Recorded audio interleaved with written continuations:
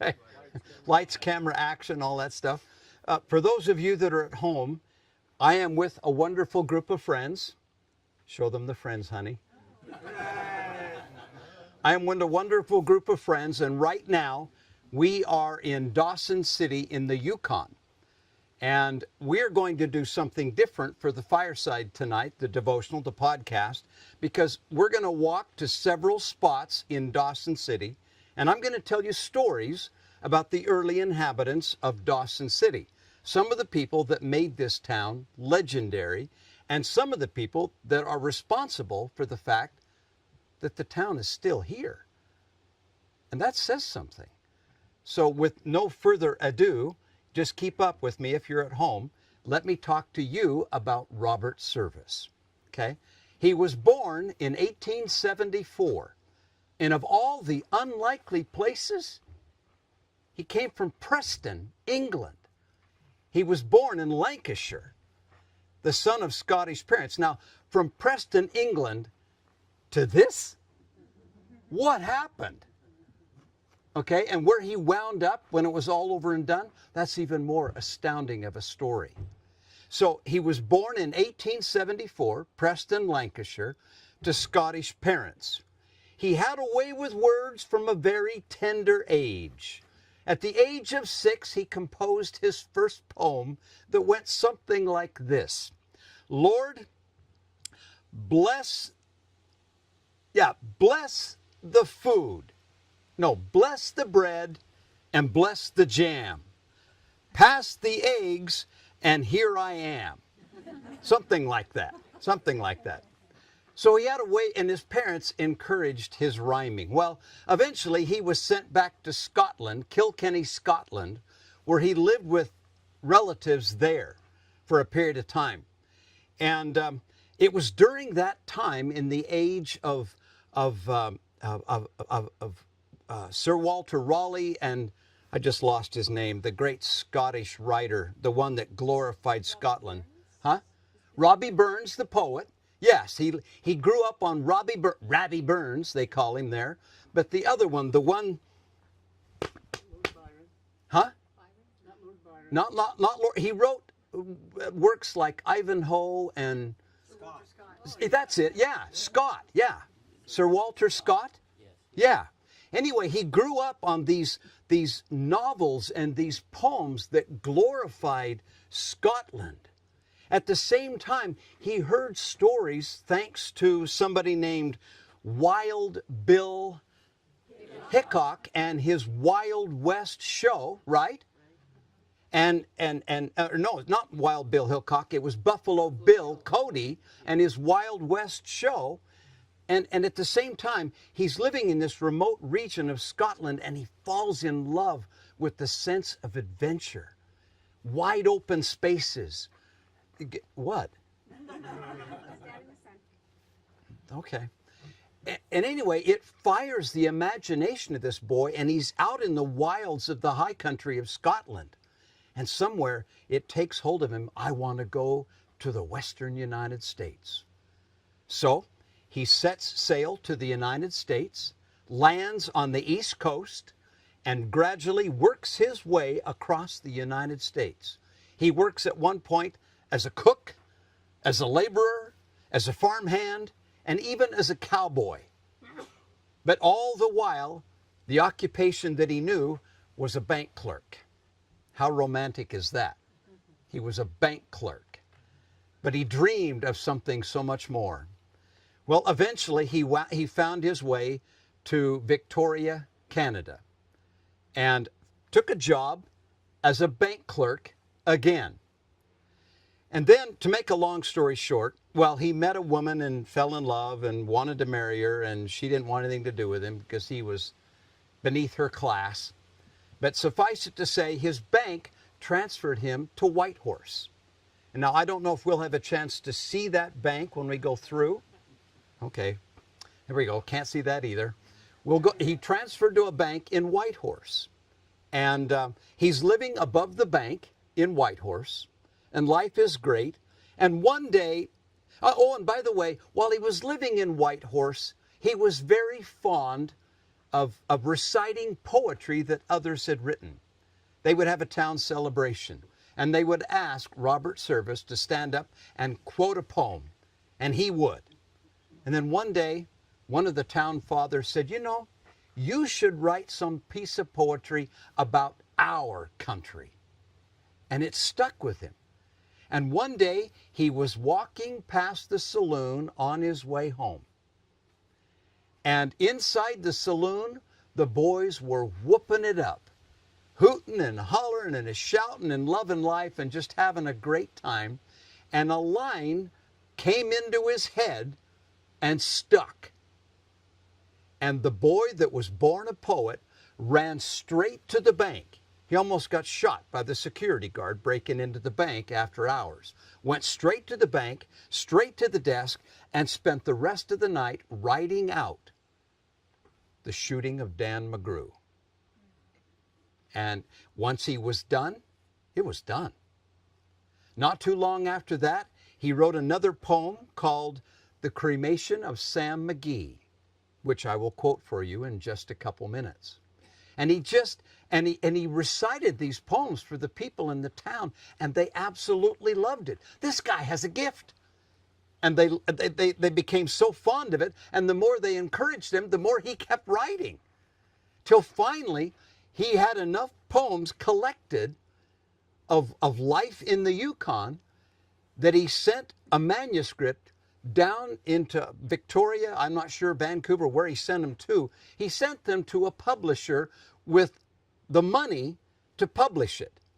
He was going to self-publish it and pay for it because he wanted to give his book to his friends for Christmas. Well, that's where the story goes hilarious, because he sent the manuscript down. And the typesetters and the editors read some of the poetry that he had written, and they loved it. They were taking the proof sheets. One fellow came in and read it and said, this stuff is great. And he started selling the proof sheets. But even before the book was printed, he had sold 1,700 copies of the book, and it wasn't even printed yet. They loved it. When it finally culminated, they printed the book. The printer sent back the money that he had sent him and said, I want to sell your book. And the book became an instant bestseller across Canada. Then it spread to the United States. And then it spread across the pond to the British Isles. And all of a sudden, Robert Service was an instant celebrity. But he's living down in Whitehorse. And he's writing about here. So about 1908, 1909, he's already making tons of money. He's making just grundles of money, even by today's standard. He's doing really well, but he's not authentic because he lives in Whitehorse, but he's writing about the Yukon. So he moves up here, right there. He moves right there. That's the original cabin that Robert Service lived in. And he lived in there for about 3 years, give or take. Give or take. And while he was there, he wrote another whole volume of poems. He would go into that cabin and sit down to write, and sometimes he would not come out for days. Whitehorse made him famous, but Dawson City made him authentic. Because while he was here, he mixed. Now he's 10 years after the gold rush has ended. He's beyond the gold rush. But while he was here, he was able to mix and mingle with the miners that had survived it. He talked to the sourdoughs. We were joking yesterday because we went down to Sourdough Joe's, and my wife said, Sourdough Joe's, I'll bet they sell sourdough.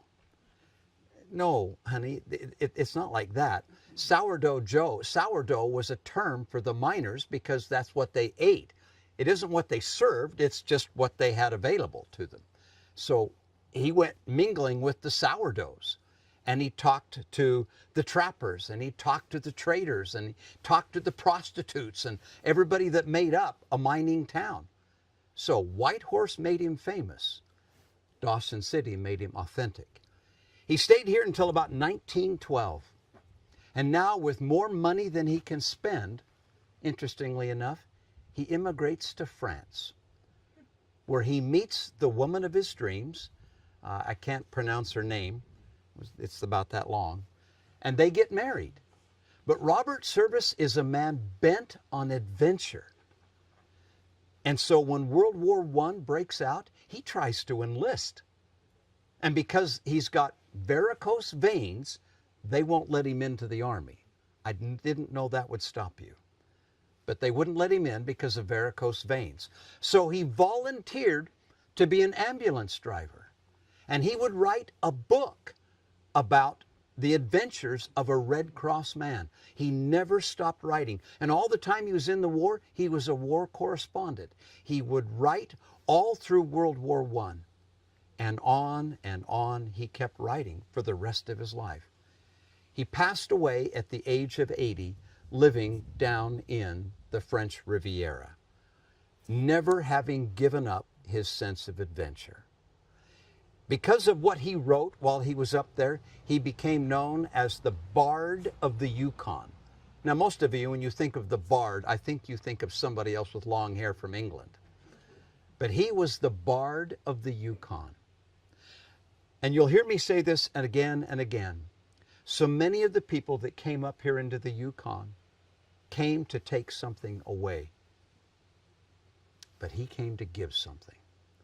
And thus it is in life with all of us. If you come, wherever you go, if you come to take, you usually don't get remembered. But if you come to give, people remember you. All right? That's the first one.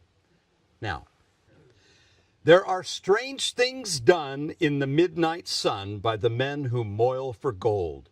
The Arctic trails have their secret tales that would make your blood run cold. The northern lights have seen queer sights, but the queerest they ever did see was that night on the marge of Lake LaBarge I cremated Sam McGee. Now, Sam McGee was from Tennessee, where the cotton blooms and blows. Why he left his home in the South to roam round the pole, God only knows. He was always cold, but the land of gold seemed to hold him like a spell, though he'd often say in his homely way that he'd sooner live in hell. On a Christmas day, we were mushing our way over the Dawson Trail. Talk of your cold through the parka's fold, it stabbed like a driven nail. If our eyes we'd close, then the lashes froze till sometimes we couldn't see. It wasn't much fun, but the only one to whimper was Sam McGee. And that very night, as we lay packed tight in our robes beneath the snow, and the dogs were fed and the stars o'erhead were dancing heel and toe, he turned to me and, Cap, says he, I'll cash in this trip, I guess. And if I do, I'm asking that you won't refuse my last request. Well, he seemed so low that I couldn't say no. Then he says with a sort of moan, it's the cursed cold, and it's got right hold till I'm chilled clean through to the bone. Yet 'tain't being dead, it's my awful dread of the icy grave that pains. So I want you to swear that foul or fair, you'll cremate my last remains. A pal's last need is a thing to heed, so I swore I would not fail. And we started on at the streak of dawn, but God, he looked ghostly pale. He crouched on the sleigh, and he raved all day of his home in Tennessee. And before nightfall, a corpse was all that was left of Sam McGee. There wasn't a breath in that land of death, and I hurried horror-driven, with a corpse half hid that I couldn't get rid because of a promise given. It was lashed to the sleigh, and it seemed to say, you may tax your brawn and brains, but you promised me, and it's up to you to cremate those last remains. Now, a promise made is a debt unpaid, and the trail has its own stern code. In the days to come, though my lips were dumb, in my heart how I cursed that load.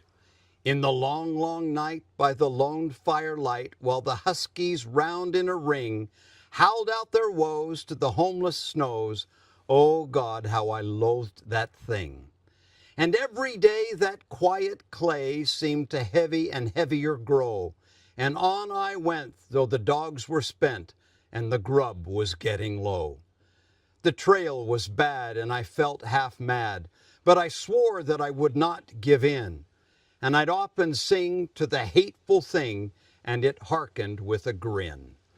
Till I came to the marge of Lake Labarge, and derelict there lay. It was jammed in the ice, but I saw in a trice it was called the Alice May. And I looked at it, and I thought a bit, and I looked at my frozen chum. Then here, said I, with a sudden cry, is my crematorium. Some planks I tore from the cabin floor, and I lit the boiler fire. Some coal I found that was lying around, and I heaped the fuel higher. The flames just soared, and the furnace roared, such a blaze ye seldom see. And I burrowed a hole in the glowing coal, and I stuffed in Sam McGee. Then I made a hike, for I didn't like to hear him sizzle so. And the heavens scowled, and the huskies howled, and the wind began to blow. It was icy cold, but the hot sweat rolled down my cheeks, and I don't know why. And the greasy smoke in an inky cloak went streaking down the sky. I do not know how long in the snow I wrestled with grisly fear, but the stars came out and they danced about ere again I ventured near. I was sick with dread, but I bravely said, I'll just take a peep inside. I guess he's cooked, and it's time I looked. Then the door I opened wide. And there sat Sam, looking cool and calm, in the heart of the furnace roar. And he wore a smile you could see a mile, and he said, please close that door.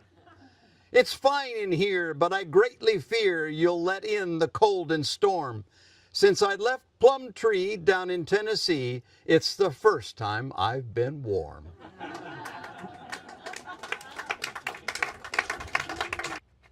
Okay, we are at the corner of 8th and Firth Street in Dawson City, and right behind me is the Jack London cabin.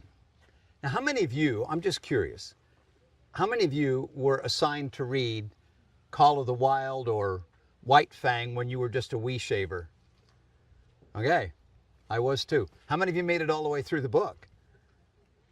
Even better, even better. If you were to do a comparative discussion, Jack London would be to his day what J.K. Rowling is to ours, meaning a phenomenally celebrity author. But his story is interesting, and I won't take time to go through all of it, but let me just cover this little bit. First of all, he didn't live here. That isn't his original cabin in Dawson City. Now there's varying accounts and all that, but this cabin was moved here from a site supposedly on Henderson Creek, some distance, about 75 miles south of here, where he was prospecting on Henderson Creek. But let's back up and we'll get the rest of his story. He was born in 1876, okay? And in San Francisco, California. He never knew his dad. In fact, his mother wasn't married. And to this day, our historians argue who his father really was. He was born Jack Chaney, Chaney. But then later on, when he was just a lad, his mother married a man named John London. And so Jack took his stepfather's name and became Jack London. Now, when he was just a kid, he had to work really hard. And that would forever after that shape his perspective on life. He worked in factories, sweatshops we would call them today. He worked hard from the time he was just a kid, working in factories as a laborer to support his family. At one point, he was even an oyster pirate. He would go out into San Francisco Bay at night and rob oyster traps. And then he switched over and joined law enforcement and went after the pirates to hunt them himself. So this was a kid who grew up with this sense of being oppressed as a laborer, and that life isn't fair, and he resented the rich, okay? But at the same time, he had a strong sense of adventure and a lot of confidence. And at the age of 21, word reached San Francisco of the gold strike in the Yukon. 21 years old, the year 1897, he sets out for the Yukon to make his fortune.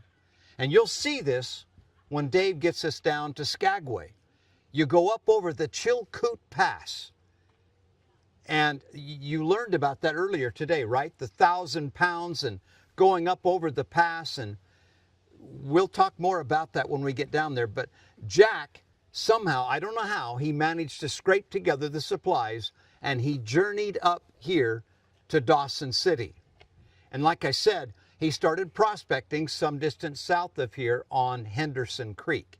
But the only thing he managed to get in abundance was scurvy.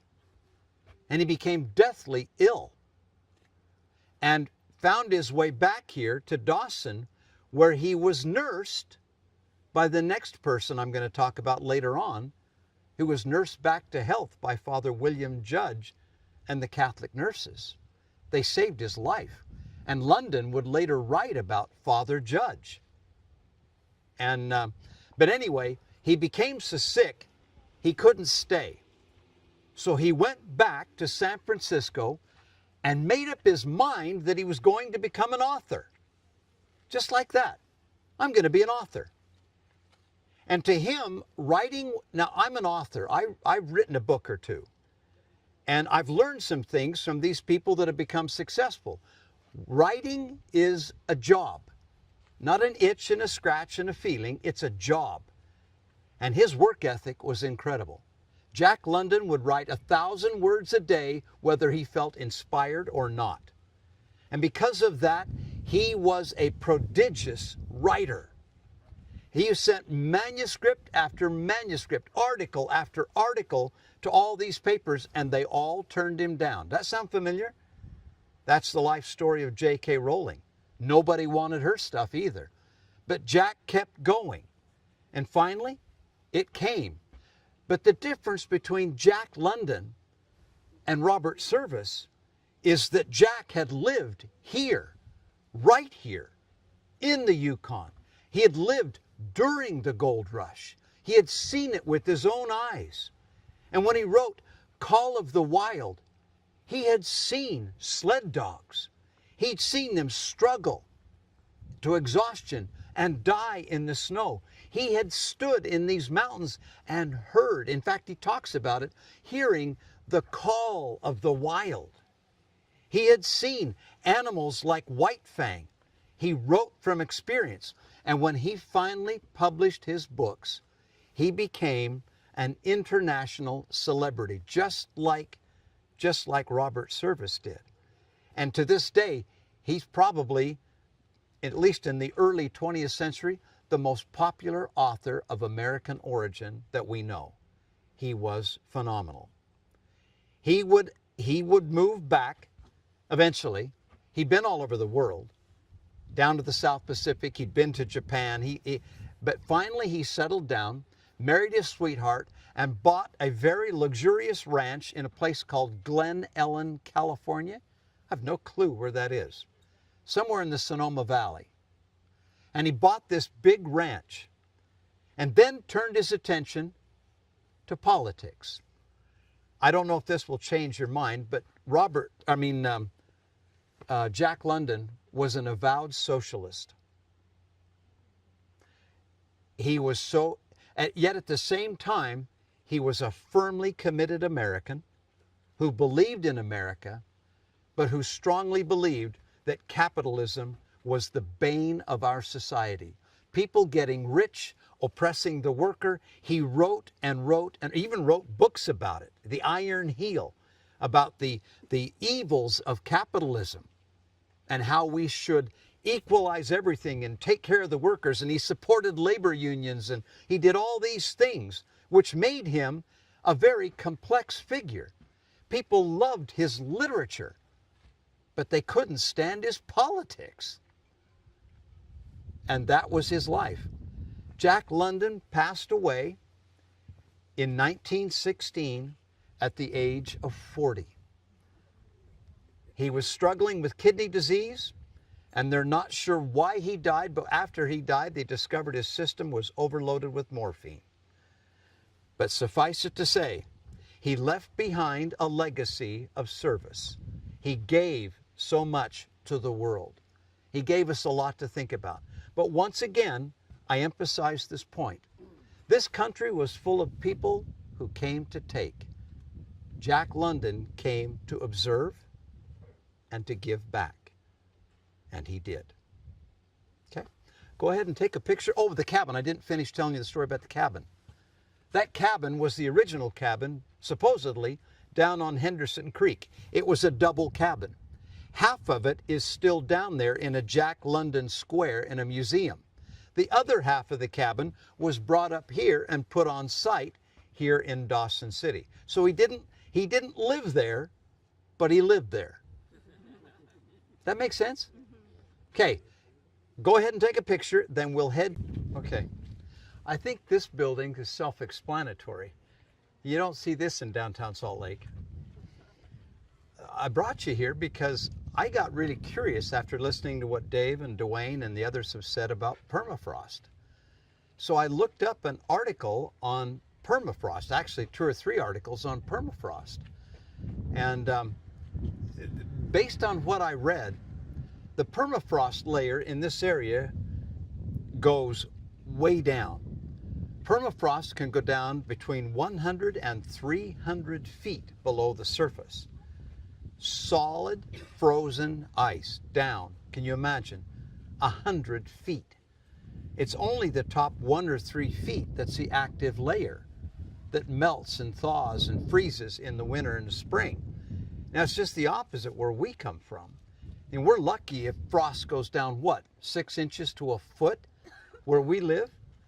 But here, it's just the opposite. It's frozen all the way down, and only the top little bit melts off. That, I discovered, is exactly why these streets aren't paved. Not that Dawson City's too poor, but that shifting of the frost and the thawing and all of that, they have to constantly maintain and grade these streets because these streets move because of that. You ever seen frost heaves? They're so much fun to drive over. We used to love it as a kid, driving over the frost heaves. Dad would hit it at 75 miles an hour, and we thought that was the funnest thing in the world. So that's what shaped these roads. Moreover, in a manner, that's what's shaped the entirety of Dawson City. When those miners were up there digging, as they told us today, the first thing they had to do was thaw the ground. I thought they were over-exaggerating how hard that ground could be. But in the articles I read, when the miners got down to the permafrost, it was just like striking a pick on concrete. They could not crack it. Frozen solid and under pressure. So that permafrost made life very difficult up here. And this building, as our guides already told you, is a classic example of when they first came here, and in their ignorance, they didn't understand you don't build a building right on the permafrost. Because as the building warms, it thaws the ground deeper and deeper until finally the foundation virtually sinks underneath the building, and this is what you get. This is what you get. Now, just like that church back over there we saw just a few minutes ago, wherever I go and whatever I see, I'm always drawing a lesson.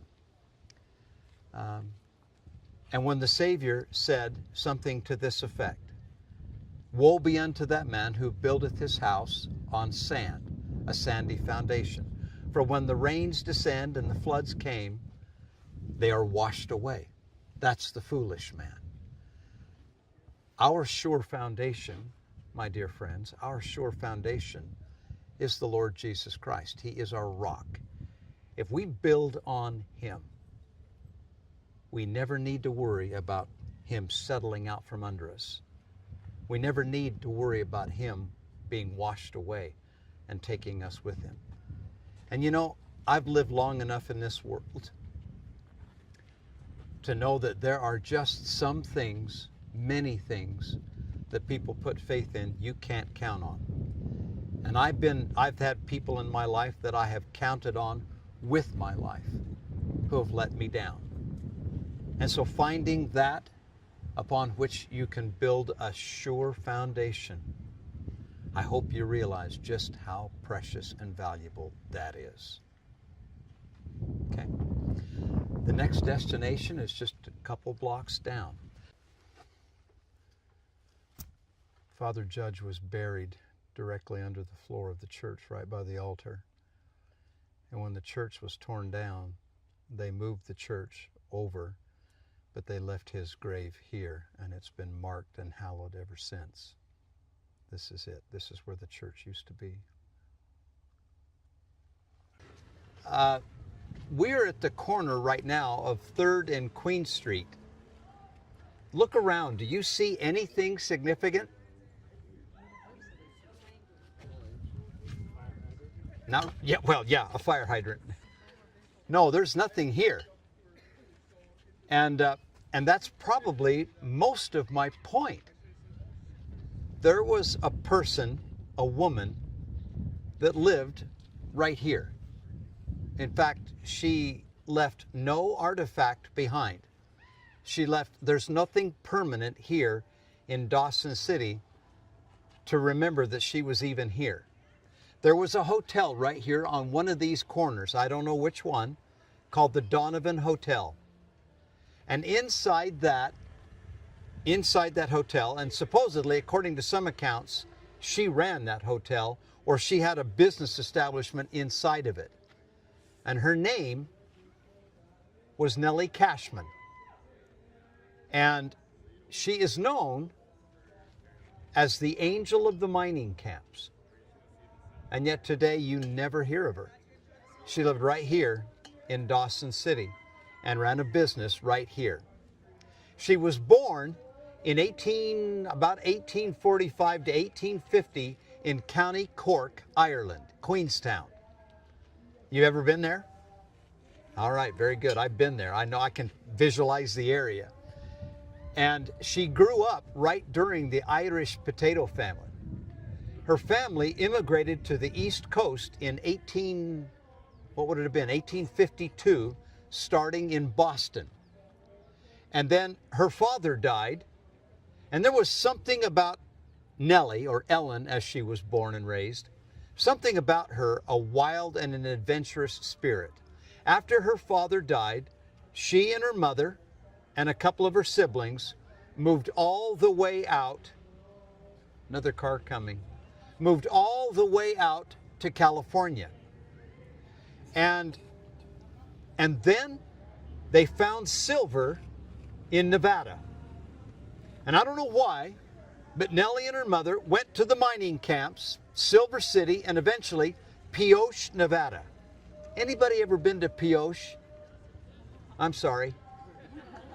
Okay? I've been to the mining camps of Nevada, and I've seen some of these places. And when they got there, Nellie and her mom set up a boarding house.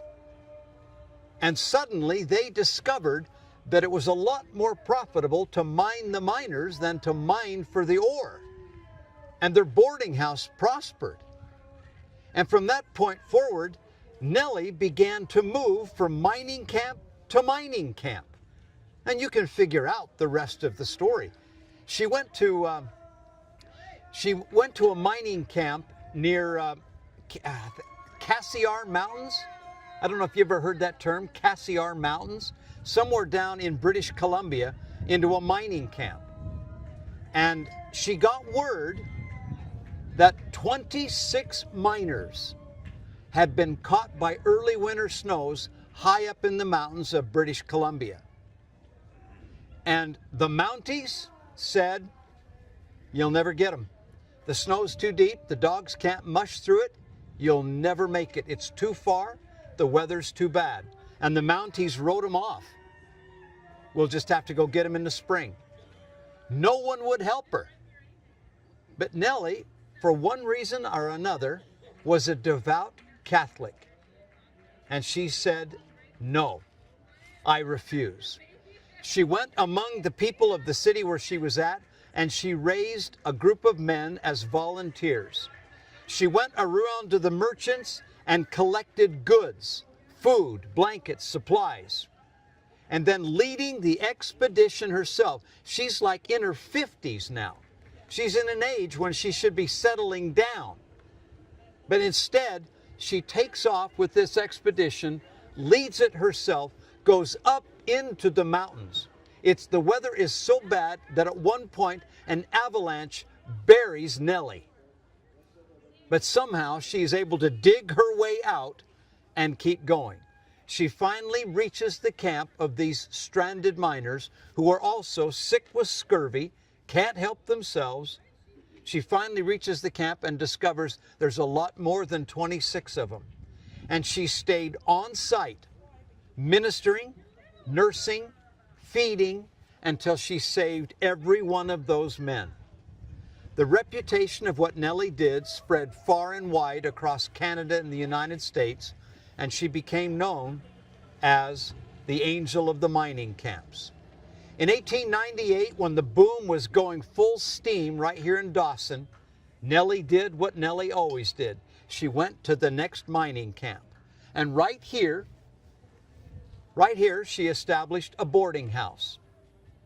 And with the money she made on the boarding house, feeding and clothing and taking care of the miners, Nellie bought up claims over on Bonanza Creek, and she actually went and worked the claims herself. And with the profits that she made, she carried the money down the street to St. Mary's Church. There are numerous accounts of her in every mining camp that she went to, that she would work and labor and help the miners, and then she would take the money she made and give it to the church or give it to the hospital. The saying went around in Dawson City that if you're down on your luck, go see Nellie. If you didn't have the money to pay for room and board, go see Nellie. If you're sick and have nowhere to go see Nellie. If someone had lost a loved one, or if someone had passed away and no one was there to take care of them and bury the body, everybody turned to Nellie. She was the angel of the mining camps. She didn't leave behind a building. She didn't leave behind a building. She left behind no fortune, no wealth, no nothing, but she left behind a legacy that is written into the history books. Now, my dear friends, for all that we get in this life, the things that will be remembered for in heaven is not the size of our fortune, but how much good fortune we brought to others. I've said it before, and I really believe it.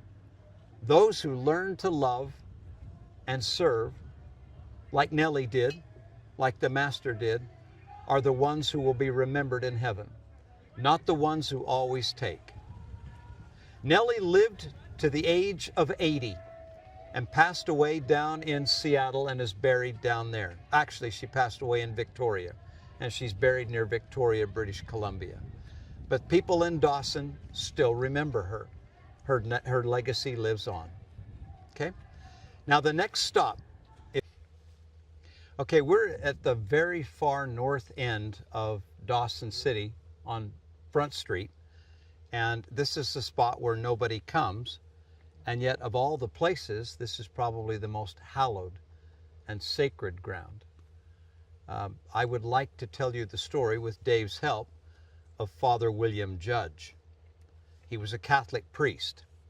He was born on the East Coast. and grew up as a devout Catholic. He didn't, I don't know what the proper language, but he didn't enter into the orders as a priest until he was like 40 years of age. Okay, you want to add a few things here? No, that's exactly about it? right. At 40, and he volunteered for a mission in the Yukon, and Dawson City was evolving as a town, and he saw a need, and he sledded up the first medical supplies up here, and very timely, actually, right? Yeah, that's right. He volunteered to come out into the West, into the mining camps. He didn't have to. He had taken not only vows of celibacy, but vows of poverty. And he lived a very austere life. And when the gold was discovered up here in the Yukon in 1896, Father Judge was, I forgot where, 40 Mile. Is that south of here? 40 Mile. So it's south of here. He was in the town of 40 Mile ministering to his parishioners. And when the word reached 40 Mile that gold had been found up here, the town just emptied out. And he had nobody left to parishon or whatever to minister to. So like he said, he just packed up and he came up here and he built St. Mary's Church, which sat right over there. Now that's not the original, that's the second one. And there's another one downtown that was built later on. But he built St. Mary's Church right there. And at the same time, he built a hospital. And for the period of 1 year, Father Judge opened up his hospital and he had 20 patients. And then as winter set in, he had 150 patients. He was the one-man clergy in this town. He ministered not only to the spiritual needs of the people, but he ministered to the physical needs as well. Just like Nellie Cashman, if you needed help, you came to Father Judge. He ministered, as I said, and treated Jack London, and Jack never forgot it. But the thing about Father Judge that makes him so fascinating is it didn't matter. It didn't matter what religion you were. It didn't matter your economic condition. If you needed help, you went to Father Judge and he took care of you. The man, and you'll understand this phrase, the man literally wasted and wore out his life and passed away after 2 years. Now eventually the Catholic sisters, the Sisters of St. Mary, came up to help him in the hospital. But the man worked so hard and so tirelessly that eventually he passed away, I believe, at the age of 48. They buried him under the floorboards of the church right over there. And on the day that he died, the entire town stopped. All the miners stopped. Everyone came to pay their respects to Father William Judge. To me, he's the hero of Dawson City. Again, this is a man who came not to take, but to give. And he gave everything he had. And it cost him his life. And he will be honored not only here, but in the great beyond. So I wanted you to come and see the grave of Father Judge, the hero. Actually, he was known, and still is today, as the Saint of Dawson. And for people who claim to be saints, there's a lesson to be learned about what a real saint is. Someone who loves, someone who serves, someone who gives all that they have to waste and wear out their lives in the service of the Master in true consecrated covenant form. Dave, you want to add something? No, I mean, it's just a great example of someone, he saw that there was something that needed to be done. And like Glenn said, he gave his all to make sure it happened. You're in the middle of nowhere ministering to the sick, and he made a hospital happen and a church. Just a wonderful legacy. Okay, guys, if you want to walk back, you'll find his grave right back behind that white building back there. Okay? And I'll wait for you here. There's a plaque over there, too, on the left.